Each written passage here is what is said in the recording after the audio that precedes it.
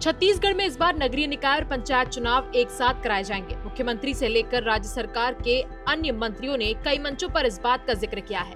विधानसभा में भी इस संबंध में एक संशोधन विधेयक पारित किया जा चुका है। खबरों के अनुसार 31 दिसंबर तक आचार संहिता लागू हो सकती है और राज्य निर्वाचन आयोग चुनाव की तारीखों का ऐलान कर सकता है। दरअसल राज्य सरकार केंद्र सरकार की वन नेशन वन इलेक्शन योजना को लागू करने की दिशा में कदम बढ़ा रही है।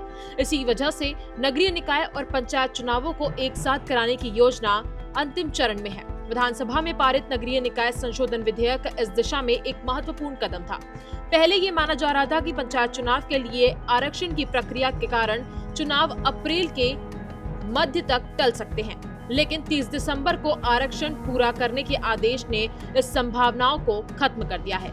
राज्य निर्वाचन आयोग और प्रशासनिक सूत्रों से मिली जानकारी के अनुसार आचार संहिता 31 दिसंबर तक लागू हो सकती है और अगर ऐसा होता है तो नगरीय निकाय और पंचायत चुनाव लगभग 1.5 महीने के अंदर संपन्न कराए जाएंगे। अंदाजा लगाया जा रहा है कि चुनाव 20 से 22 फरवरी 2025 तक संपन्न हो जाएंगे। इसके पीछे प्रशासनिक तैयारियों के साथ साथ राजनीतिक कारण भी बताए जा रहे हैं, जिनमें समय का सही प्रबंधन और चुनावी प्रक्रिया में कोई अड़चन नहीं आना प्रमुख है।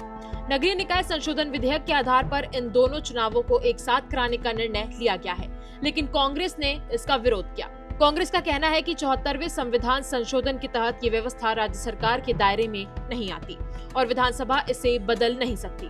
कांग्रेस ने सदन में इस विधेयक का विरोध किया था और कोर्ट जाने की धमकी दी थी। राजनीतिक जानकारों का मानना है कि अगर सरकार चुनाव में देरी करती है तो कांग्रेस कोर्ट से स्टे प्राप्त कर सकती है, जिससे सरकार की प्रतिष्ठा को नुकसान होगा।